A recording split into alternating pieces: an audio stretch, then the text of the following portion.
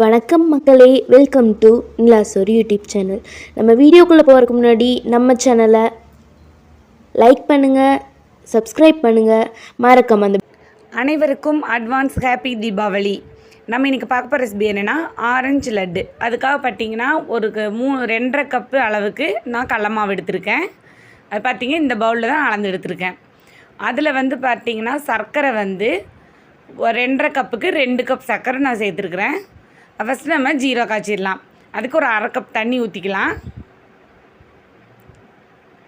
அடுப்பு ரொம்ப ஹை ஃப்ளேமில் வைக்காமல் மீடியம் ஃப்ளேமில் வச்சு நம்ம ஜீரா காய்ச்சிக்கலாம். இந்த மாதிரி சர்க்கரை நல்லா கரைஞ்சா போதும். ரொம்ப நம்மளுக்கு பாகுப்பதம் கிடையாது, கம்பி பதமெல்லாம் இல்லை. நம்மளுக்கு லைட்டாக பிசு பிசுன்னு ஆகும்போது நம்ம அதை இறக்கிடலாம். நம்ம அதுக்குள்ளே மாவு நம்ம கரைச்சி எடுத்துக்கலாம். அதுக்கு கடலை மாவு சேர்த்துருக்கேன், ஃபுட் கலர் சேர்த்துருக்கேன், தேவையான அளவு தண்ணி சேர்த்து கொஞ்சமாக சோடா உப்பு போட்டுக்கலாம். போட்டு இந்த மாதிரி பீட்டரை வச்சு நம்ம பீட் பண்ணும்போது புருடு விழுகாமல் நல்லா நைஸாக கிடைக்கும். நம்ம கொஞ்சம் கொஞ்சமாக தண்ணி சேர்த்து இந்த மாதிரி நல்லா கலந்து விட்டுறலாம். ஏன்னா தண்ணி நம்ம ஃபஸ்ட்டு அதிகமாக ஊற்றிட்டோம்னா ரொம்ப அதிகமாகிடும். பாருங்கள் ஃப்ரெண்ட்ஸ், இந்த மாதிரி நல்லா கலந்து விட்டாச்சு. இப்போ நம்ம ஜீரோ சர்க்கரை கரைஞ்சிருச்சு. அதில் பார்த்திங்கன்னா ஃபுட் கலர் நம்ம ஆட் பண்ணிக்கலாம்.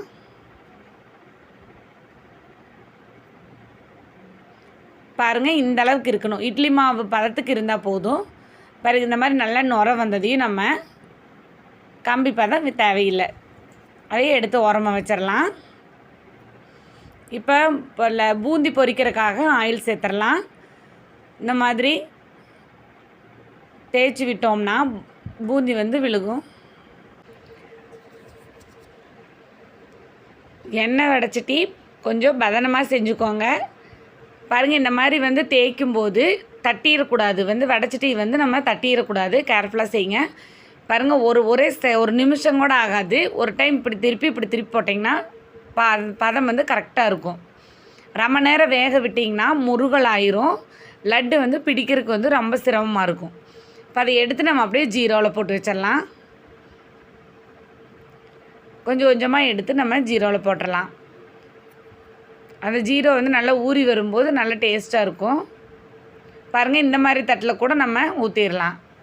இது அதை விட ஈஸியாக இருக்கும்.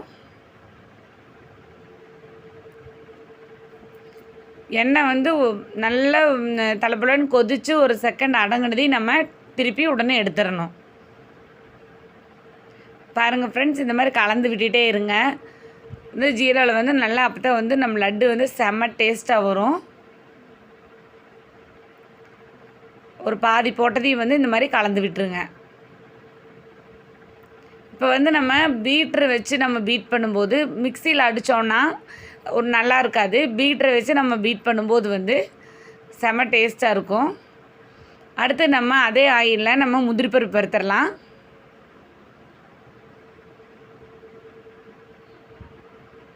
முந்திரி பருப்பு வறுத்து போட்டுட்டு கூடவே நம்ம ஏலக்காயும் போட்டு இந்த மாதிரி தொலைவி விட்டுறலாம்.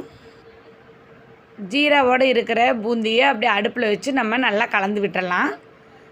இப்போ நெய் 2 ஸ்பூன் விட்டுறலாம்.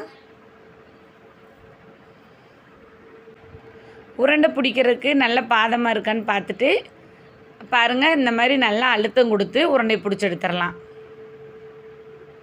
ஒவ்வொரு உருண்டைகளாக நம்ம பிடிச்சிடலாம்.